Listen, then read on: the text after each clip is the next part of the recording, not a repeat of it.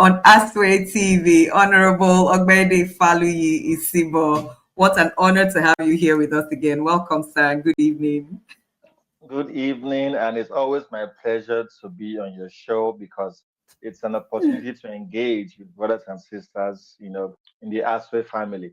So thank you again for having me, and I'm glad to be here. Thank you. Richard just wrote something in the chat, and I'd like us to start there. He said, "Our hope is gone. No hope again." And he has the tears sign. He's speaking the mind of several people. So please let's open up with that. Why are you and I still here having hope? In fact, why does it seem like some of us have only just it's like we've gone a notch up to say we are going to make it. Over to you, please. Well, thank you. And I'm going to be very honest and open. Yes. I can clearly understand why some people feel hopeless. Please, are you able to bring your mouthpiece just a little closer? For some reason, it just okay. Your mouthpiece. Hello, can you hear me now? Yes, I can hear you. Yes, thank you. Okay, so I was saying that the day the judgment was read, I was completely deflated. I mean, I had to beg them to do a makeover for me when I got to Arise TV because I went straight from the tribunal to Arise TV to be on the primetime show. And I knew that if I appear like this on TV, it's going to be a disaster. So they had to put a lot of powder on my face. I had to wear a good smile because I had lost it, right? And it took me more than 24 hours to get back to my normal self. But when I started to converse with other people, like me, who were so hopeful, and the lawyers too, who explained to me that, hey, you knew from the beginning that this was going to be a three-legged race. You knew that we're going to have to fight till we got to the Supreme Court. You knew it was going to take us several months to get our mandate back. So why are you acting like you have no hope? And so after I heard them say those things, and after I heard them mention the names of governors we have today who had to go through the process, through the tribunal, the appeal, and the Supreme Court to get their mandates, so hope began to build up in me. I'm not going to act like, it happened so automatically. It took me time, Haven't seen Asue Ighodalo on the day of the tribunal judgment and seen Osaojo Gay. We had a long meeting with the lawyers. I could understand why the lawyers were not so feeling so emotional because they're lawyers. This is what they're trying to do. But those of us who were in it, seeing the principal, the both of them on our team, we're human beings. There was no how we lost some hope that day. But the truth is that if we lose hope, then the enemy wins. If we lose steam, the enemy is rejoicing. Are we going to allow the enemies rejoice? And more than that, the Edo people gave Asue Ighodalo their mandate. And they did not tell him that we were going to be fighting for the mandate till the end. They gave him the mandate so he could fight for it till the end. So some people are saying, oh, there's no point. You don't have to appeal, or these guys have control. What of the people who gave you their votes? The people who went to take their PVCs because of you. It rained crazy that day. People stood under the rain to vote for you. They did that for a reason. Results were announced. INEC colluded with the APC to announce Okpebholo. Some people have been praying every day. People have been putting so much energy, their resources, so that you could fight on. Are you going to give up on those people? Even if you have lost steam yourself, what of the millions of people who are praying for you, who are supporting you, who are putting positive energy towards you? They expect you to keep fighting. So you have to keep fighting. Are we going to allow only us to fight this battle alone, or Asue and Oge? No. We are their family. We are their team. So even if we feel dejected and we feel defeated, we may have lost a battle, but we did not lose the war. So this is just one step. The governor of Zamfara State, the governor of Plateau State, even the governor of Osun State, they all lost at the tribunal. We have 6 governors who lost at the tribunal, who lost at the appeal, but won at the Supreme Court. So all hope is not lost at all. I mean, you can imagine if you're feeling like this, compare yourself to Aswe, who has been spending all the crazy money, sleepless nights, on this matter, who also understands that it's a three-legged race. We have done just one. We can't lose hope. I mean, how are you going to explain to the people that, they stole the mandates at the elections and announced someone else the winner? Oh, and they stole it again at the tribunal, and we gave up. They will ask you, what about the full stretch of the fight?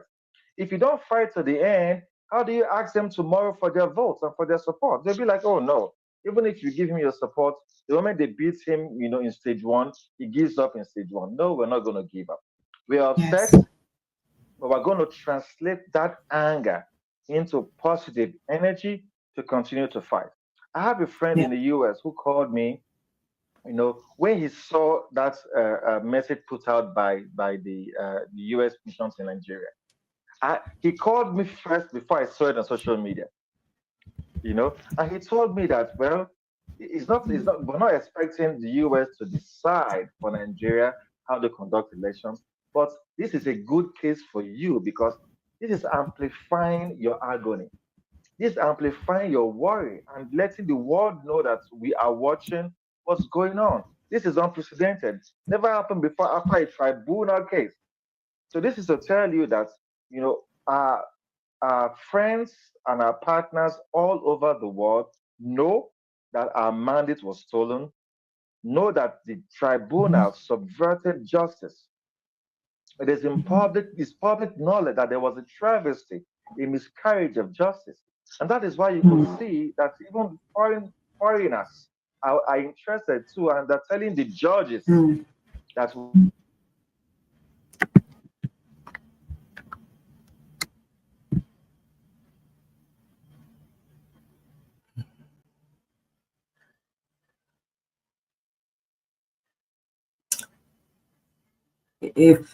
If you can still hear me, please let me know.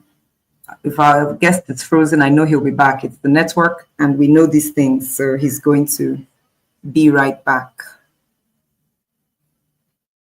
Okay, we've lost him for a moment. I'm sure he will rejoin.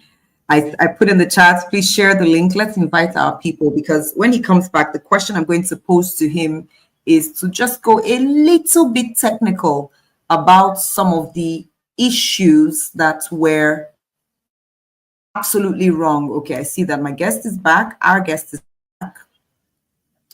Honorable yes, I'm sorry. Ogbede. Yes. No, nothing to be sorry for. We know these things. So I'll let you finish that sentence, and then I have my next question for you. Yes. So what they have just told the tribunal judges, you know, is to make sure you upturn what happened at the tribunal because we know it was wrong, and we are looking. The Nigerian people, are looking forward to you because most people felt that let us watch this Edo case. Let's see if there will still be any hope in our judiciary, And a lot of people are disappointed, but we cannot all be disappointed. Let us continue to fight till the end. That's what I would suggest. Yes. Continue to fight all the way to the end. Now, so please tell us some of the technical, I know there are quite a number, but I'll ask you to just pick one or two that you would say these were the provisions of the law, and these are the areas where the judges misjudged. Just one or two, not many, so that some people are very clear. We don't want to confuse anybody with the legalese. Yeah, too much jargon. So let me just be very clear. I'm so proud of our legal team. We did Yes, we all are. that we were supposed to do. So don't let anybody tell you that, oh, the lawyers didn't do this or they made a mistake. That after that judgment, I've had APC people call me to tell me that we know the truth. There's some things I can't really say here, but we know what they did. We know what happened. right? So according to how we arranged our case, we did what we were supposed to do. So it was not a case of, oh, they made a mistake here or they made a mistake there. And that is why, according to the Electoral Act, wherever Section 137 is been found all over the place, in a case of non-compliance, oral evidence may not be necessary to substantiate a claim of non-compliance where there's documentary evidence, originals, or certified copies. What that simply means is this. The case we had was a three-legged case, but you could say a two-legged case broken into three, and this is it. One was non-compliance, and what does non-compliance mean? The Electoral Act, Section 73, subsection 2, says that prior to the election, there are some things, sensitive documents INEC must document in a form EC25B that they should do prior to the election. If they fail to do this thing, then the election in those polling units will be invalidated. That means cancelled. On that premise, we had about 390 polling units where INEC failed to do that thing. And so we brought all those forms to the court to say, look at the forms. INEC should have put serial numbers and particulars of sensitive election materials on all these forms. They didn't. The law says cancel it, so please cancel it. Whether PDP one or APC one is immaterial, follow the law and cancel it. That was number one. Two, Section 51, sub 1 of the Electoral Act says that wherever the number of votes cast exceeds the number of those that were accredited, that is overvoting, and presiding officer must cancel the polling unit results. And so we had 133 polling units where this happened, where there was clear overvoting. And so we brought the results given to us by INEC to say, look at the results to show that there was overvoting. The law says bring three documents to prove it. Bring the voters register, bring the result at the polling unit level from EC8A, and bring the Beavers report. These three documents are what the Electoral Act says this can prove overvoting. And we provided these three documents for all 133 polling units. Then the third case, which was the most important case, was the incorrect collation of scores. Collation. And what we told the court is that these issues did not happen at the polling unit level. They happened at the collation point, where INEC dashed the APC thousands of votes. Where you had 25 for APC, somebody will go and put 5 in front of the 25 to make it 525. This happened in 320 polling units. And this incorrect collation happened at the collation centers. So that is why we got really worried and upset. How come the court was asking us or telling us that we didn't bring enough witnesses at the polling units to substantiate a case of incorrect collation that was done at the collation centers? Polling officers don't get to the collation center. Your job as a polling unit agent ends at the polling unit. So why were they expecting polling unit witnesses for something that happened at the collation center? So these were the three issues that we brought. And I can tell you, brothers and sisters, there was no way in a normal environment where evidence put before the courts are admissible by the courts. The court is telling you that all these documents you have brought to me, I agree. These are documents from INEC, and we will use them, to make our judgment. But when it now came to the judgment, you now put aside all those evidence and say that, oh, you didn't bring enough witnesses to speak to your case. So what they really did, some people have said, oh, they used technicalities. I think they used foolishness.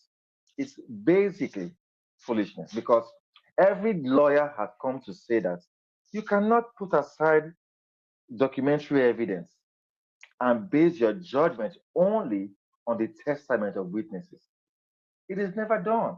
And that is why we even have more zeal to even fight on with this case because this is not making any sense at all. It's not adding up. If the court said that we didn't provide enough documentary evidence, everybody would have said, "Oh, the lawyers messed up," Different story. which is what they Different wanted story. initially by preventing us to have access to INEC documents. So the truth is that the judges found every way, not loophole now. They found it's just like, madam, I could go to court and to say that, well, although your name is Joyce Daniels, although you have all the features, of a woman, but I'm challenging it that you are a man. And the judge will say, well, we have seen your birth certificate, we've seen all the evidence, we've seen the genes in your body and all the, all what makes a woman a woman. However, at one point you laughed like a man will laugh. And so we're putting aside all those evidence. And because of that way you laughed, we're not saying that That laugh was like a laughter. man's laugh. And so it's not making any sense. But the worry people are also having too is that if they could do this level of foolishness at the tribunal level, how are we sure it's not also going to happen at the appeal court level and also to the Supreme Court level? Because the people have no confidence in the judiciary. And madam, this is what really hurts me. And like I said on channels, that this, for a second, put it aside that this is Asue Ighodalo's issue or this is a PDP issue. Let us take a step back and imagine, as a country that pretends to practice a form of democracy, if the people have lost total confidence in the executive, the legislature, and the judiciary, then what kind of government then do we practice? If people feel that no matter what you do, if you go to court, you will not get justice, then what kind of country are we then building? Why do we now bother about telling people, oh, go and take your PVC, oh, make sure you register, oh, when we know or when we have the feeling Yeah. that the outcome of that election will be decided by people who are external forces? What will be the point? Why should we be talking about elections? Let those who are there just continue till they die. What's the purpose of wasting money? If we don't trust the INEC, we don't trust the judiciary, we don't trust I mean, so that is what we should That even was the focus hope. more on, yes, as Nigerians. And that is why ASWA has to continue to fight it. Let's fight it to the end and let us see Yes. the total outcome. And I'm urging us and I'm appealing to everyone who's watching. We could take 1 or 2 days to feel bad and feel sad, but we're soldiers fighting a war. You're not going to say because you're wounded, then you should give up, to the opponents or to your enemies. You have to continue to fight. Mm. We have to still be united. We have to still have a common front. Whatever you were doing before on social media, we have to continue to do it. It is hard. It is tough. It is tiring, but we have to do it. We still have to do it.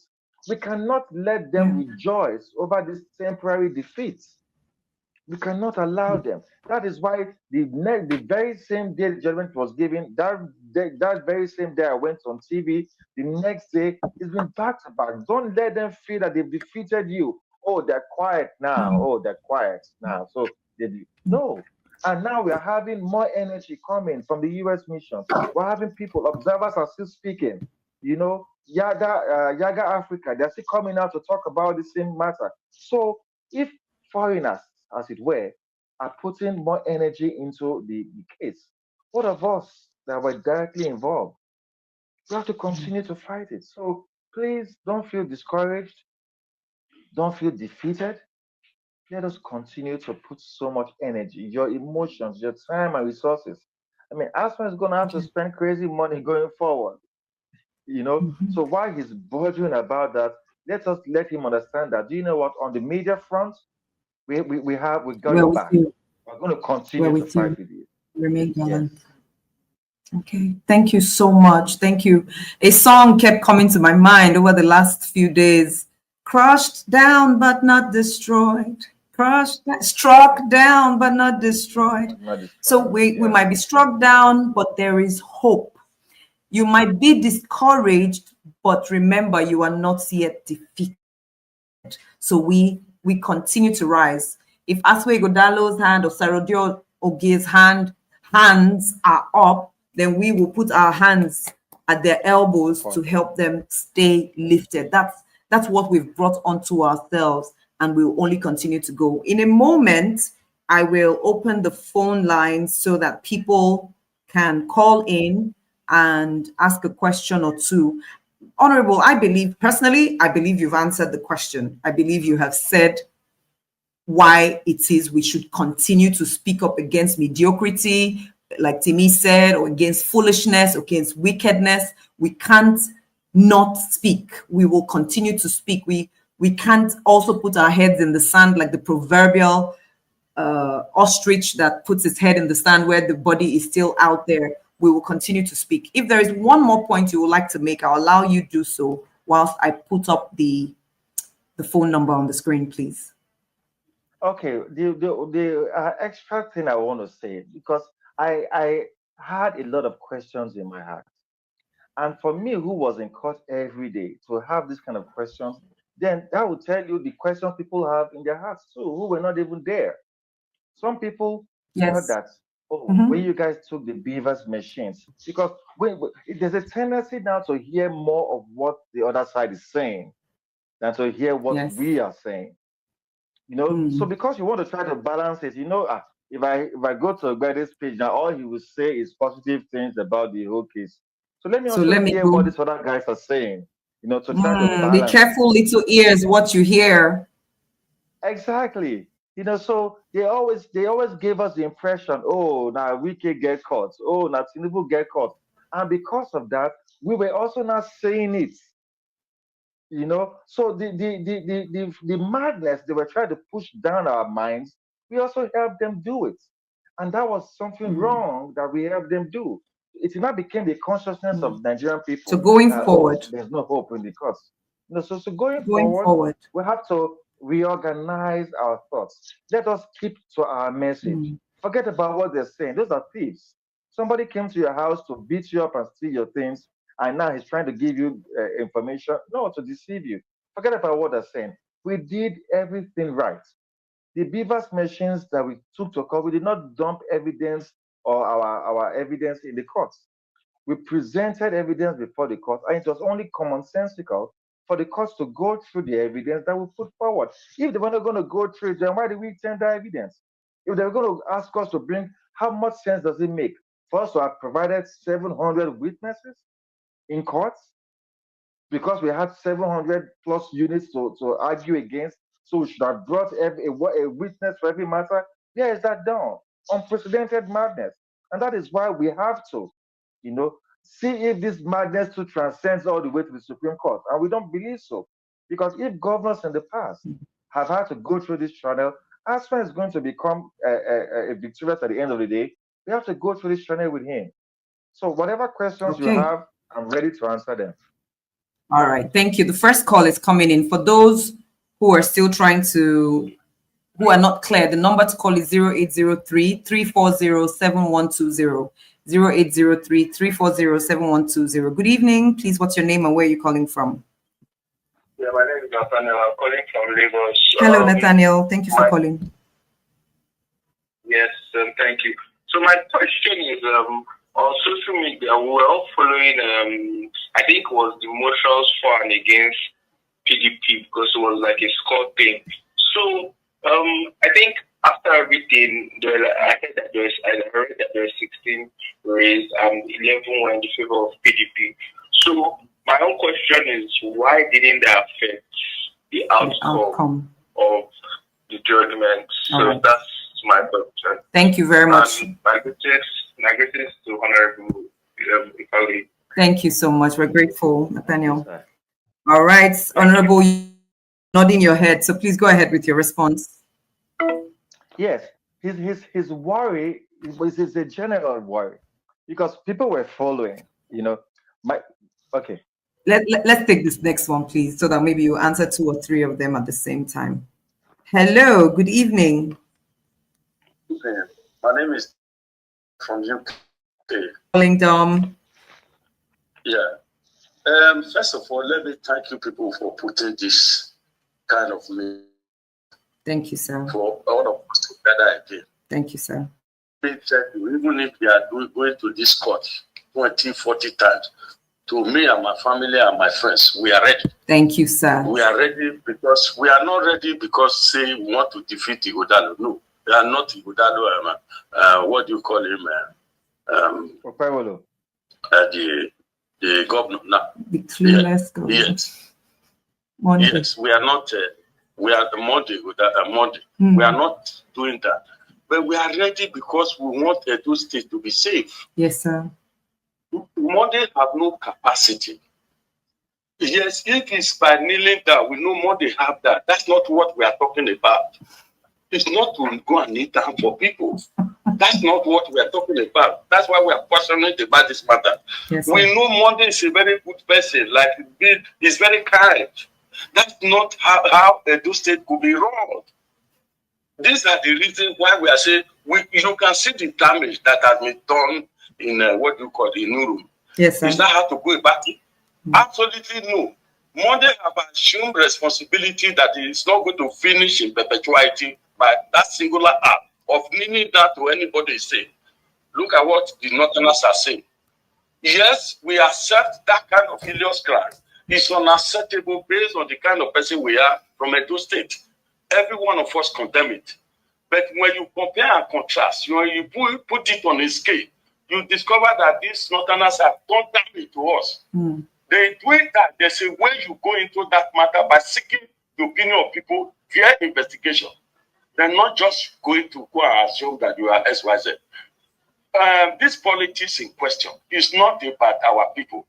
It's about how these people who are making our place, our region to be unrest, will take our place. In doing that, they're going to use the people who have no knowledge. They're going to obnob with people who have no knowledge within our midst. Then when they're able to capture those ones, they have captured us. Yes. So in order not that to happen, we then feel that Asue Ighodalo is the only person who has that capacity to do doing that. Then narrowing it down to the issue of the court that they went to. The court in question, that court, we do not know how to call that kind of court. But we believe not everybody are bad. Like Yes, as our brother said over there. Yes, sir. Some people are passionate to see that, this is going to be resolved in a reasonable manner, not just somebody who won an election. Then you just begin to put a pretty excuse, something that are not in law, that have not existed at all. You begin to impute that to anybody you win. We say no to that. It could be happening in another state, not where we are. Because Edo is a traditional state. If they say it's not going to happen, let me tell you, we will keep quiet. We're from Esa land. I tell you, the politics in Esa, the reason why you guys are looking at this is because it's now between Esa versus Esa. That's why we're keeping quiet. It's between, we know what is inside. Nobody will say it on air. So it's between Esa and versus Esa.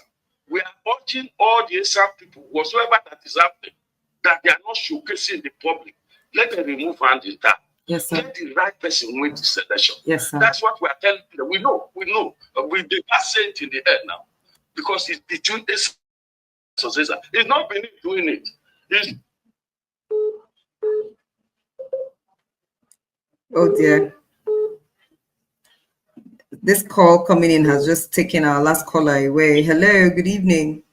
Hello, good evening. Yes, please. Mrs. Joyce. Yes, thank you.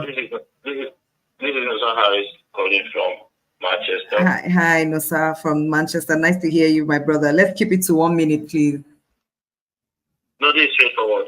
Thank you for coming, Honorable Foley. Thank you. And my question is that we are on it. I'm not going to ask you questions that I think I don't know what's going on in the camp. We're all part of this. Yes. We're all part of the struggle. And recently, we know what it costs us to get our DDG of grant to witness that judgment as well. It's still Abuja as I speak. Yes. Well, my question to you, Mr. Foley, is that what are we doing as a PDP at the moment? Because now one of the biggest problems we're facing now is that we are fighting enemy outside and enemy within. Okay. Thank you very much, sir. So So what are the modalities of ground for Asue to also see how he can walk around with the PDP inside? Because now we have so many of the members in House of Assembly defeating to APC, and now we have issues with the local government. So, is there anything that we can also do to make sure we harmonize within the House to be able to fight the enemy outside? Thank you so much. No, sir, you've been on the show before as a guest, so we're happy to have you as a caller today. Thank you. Bye for now.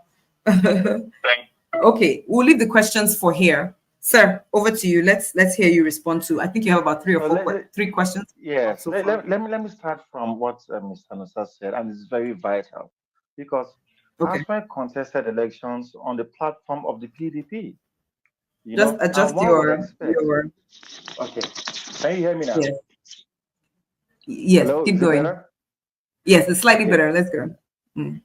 I wonder what's going on today. Asue contested elections on the platform of the PDP, and it is only vital that the party remains, that formidable force, even as he's fighting to reclaim his mandate on behalf of the Edo people, but on the platform of the PDP. But like I told him even before the tribunal judgment, that the moment INEC declared Okpebholo winner, we had people who had made up their minds to already go join the APC, simply because they were not declared winner. And with every passing day, there are people, may not be very prominent, that are losing hope and going to join the people that now have food. And I told him too that at the end of the tribunal judgment, whichever way it goes, you're also going to see people leave your camp to the other side. It's natural with politics. It's natural with people. When you fall down, all your friends who were with you before, you see many of them start to leave. I said, so at the end of the day, this also tells you that a lesson should be learned. That, those who stay with you to fight to the end, these were the real people who were genuinely, in the struggle with you. So you imagine a governor today who lost the tribunal case and he saw people leave to the APC. He went to appeal, lost the appeal case, when people leave to the APC. And at the end of the day, at the Supreme Court, he won. He now knows those who are the real people who he has to work with, those he can trust. So who knows? God may also be letting Asue know too that all those people you had making noise around you and running all over the place for you, these were just people who were really wanting to come and eat only. So at the end of the day, you will not know those who genuinely were fighting your cause. So we who were original PDP members, we are still trying to do the best we can to keep our party together. That's why we are strengthening the party at our ward levels. We are going home, meeting with the people at the grassroots, letting them know what's happening, and still continue to give them hope that you know what, let's stick together. Even if we have a few big guys at the House of Assembly leave, the grassroots is still there. The grassroots, and you can't stop them from leaving, especially when they are having to bribe them, like we hear, or having to pressurize them. Whatever the case, they were really never with us. They were really never with us. That's just the truth. So we are only seeing their true colors, showing now. But those of us who are still here, who remain, in fact, this is the time to even harvest more PDP members. This is the time to open our portal, let more Edo people join us in fighting, and we have to sustain it. But the PDP will also have to wake up to their responsibility. They will have to wake up at the state level and at the national level. The foolishness we get to hear every now and then of this person going to court, that person, it is unreasonable. We are talking about 2027 elections, and yet we're still here behaving like babies. It's really annoying as a member of the party to see what's going on. But let us, focus on where we can focus on, and work on where we can work on, which is the PDP at the state and local government level. Yes, we have a challenge also at the local government levels. There's not so much we can do right now, but the biggest focus has to be getting our mandate back. The moment we get that back, every other thing will fall into place. So to the other question that I brought from Nathaniel, he said that why didn't the emotions affect the outcome? You see, if you watch the interview our party chairman had on Arise, you could hear Rufai tell the world that he was confused, that everybody is now confused because we heard what the judge was saying up to point A, when it up to point X. Then when it got to Y and Z, the whole thing changed. Most of the motions were ruled in our favor. As at 7 p.m., I was already typing a joy has come message to post on Facebook. Initially, how it started, the first 3 motions were struck out or were in favor of the APC. The first 3 motions. Brothers and sisters, I'm not even going to kid you. I was sweating profusely from my nose, from my kidney. I was sitting down. At a point, I had to stand up, and even as I was by the fan, I was still sweating. I had to move. I was, almost losing my mind. And so that was when I sent a message to a few friends that you guys pray for us. It's not looking very good. And of course, people who hate me, stood out and tried to make noise all over the place. But that's normal. Whatever everybody says is a big deal. So we keep making the news and let them keep spreading the news. But as time progressed, when the judge now started to handle the other motions that were filed, you could clearly see that we got a majority of the motions in our favor. So it's common sense. If according to what the judge has said, that all the documents brought by the petitioner has been admitted by the courts. That is to say, all the result sheets, all the Beavers reports, the Beavers extracts, the IREF reports, all certified through copies given to us by INEC. If the court is saying that we acknowledge all these documents as substantial, we acknowledge that you filed them chronologically. In fact, when he said that, and he said he was ruling in favor of the petitioner, we said, oh, it is finished. You could see our lawyers already smiling because these people have listened to judgments in their hundreds, and they know that the moment your evidence that you tendered has been admissible, all of them, nobody, INEC did not say, oh, that's not our document. APC did not say, oh, we're fighting against it. Everybody has agreed. Then what else will be needed to get a favorable judgment? Judgment is about evidence. It's about evidence beyond reasonable doubt. These were not PDP documents. These were INEC documents that we could not have tampered with. So what sense did they really? So the whole country is confused. So the motions were ruled, a majority of them in our favor, but for the judge to now say that he was basing his judgment not on the evidence tendered before the courts, but on the fact that the petitioner did not provide witnesses to speak to all the areas they were challenging, was abnormal and was unreasonable. They were expecting us to bring over 700 witnesses because we had cases in over 700 polling units. What sense did that make? When the law guiding, non-compliance, according to Electoral Act, says you do not need oral evidence as long as you have the originals or certified true copy, of your results to be tendered. The judges were unlawful. Oh yes, and they were the judges without fear of being, quoted. They were obviously compromised. They were. I've had, APC leaders call me, to tell me that see, we hear all that you're saying. We know that you guys really, got this thing, but the Nigerian factor. And it hurts me because these are people that are leaders.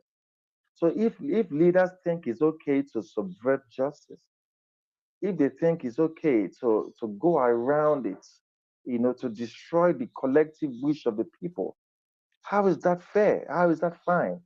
But we still have hope. We still have hope. Yes, go ahead, please.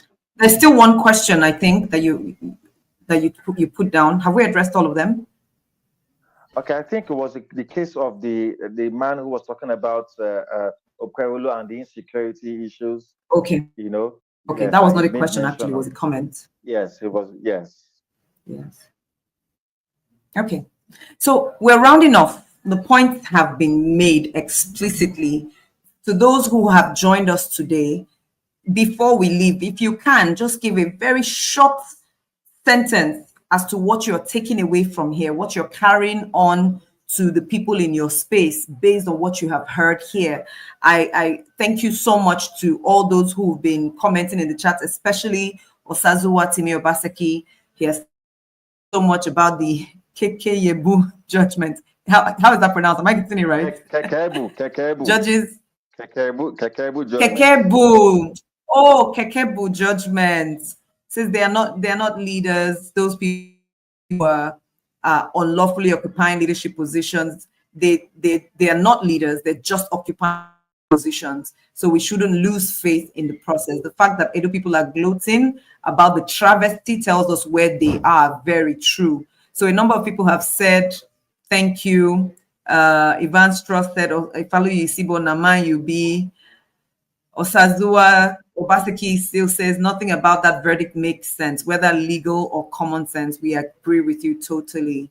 I think people need to ask themselves a question and answer honestly. Are you more interested in governance than anything else? The answer to that question points to how objective you are. So we like to ask you, what is that one thing you're taking away as we round up today, as we round up for tonight? What's that thing you're taking away that you will share to the world? Don't lose hope. Don't lose faith in the process. From the interview between Jarrett and Ifalu Isibo, he was begging him to come and work with them. I hope he's not under pressure. Honorable Obede, are you under prayer? How can somebody invade my mother's house, will steal my inheritance from my mother's house, then take it to his father's house and display my inheritance in front of me and tell me, abandon your mother and come and live with my mother to enjoy your own inheritance? Doesn't make any sense. Oh, I love that analogy. Never. There is hope. There is hope. As we say good night, as we look to the future, the caption we wrote earlier was onward and forward to the appeal court. Onward and forward to appeal. No retreat, surrender. Please use that hashtag as you go on. No retreat, no surrender. No retreat, no surrender. Honorable Obede, your closing remarks as we say good night. I want to appeal to every one of us. Let us continue to unite. All that we were doing before, let us double up because we're going higher. And when we win at the appeal courts, the APC will go to the Supreme Court to appeal the appeal court judgments. So this is not the time to relax. This is not the time to relax. This is not the time to go on vacation, and so no, say, oh, we don't tire. We have to continue to sustain it. It is going to be hard. It is going to be a lot of work. It's a couple of months. It's going to be stressful. But come on, are we going to give up on our state? Are we going to give up on what we believe in? No, the plan is not to give up. The plan is to fight to the end. We are soldiers. Soldiers don't give up, halfway. We fight to the end. So please don't lose hope. Let us continue to support ourselves. When we make posts about Asue Ighodalo and the tribunal case, share the post. Go and make comments. Go and like it. Let them see that these people they thought will be defeated, they are not defeated. In fact, they're even coming even stronger than we thought. That's what we should do now. Yes. God bless you. Thank you. Thank you. So we're moving on. I'm seeing the chats that are saying no retreat, no surrender. Please tonight share this link to other people, to those who might have missed it, and use the hashtag no retreat, no surrender. When you are posting tomorrow on your various platforms, on Facebook, on X, please use the hashtag no retreat, no surrender. The reason why not too many people are successful in life is that when this hard path comes, they tend to drop off. But it is those who go through the hard part that tend to see the victory at the end. So we go all the way to the end. And we remember that joy is still coming. Joy is coming in the morning. Thank you so much, Honorable. Amen. Thank you to everyone who joined us, everyone who called. We love you. We appreciate you. And we'll see you again on the next Recovering Our Minds on Asue TV. And we'll see you in victory, in success. Good night.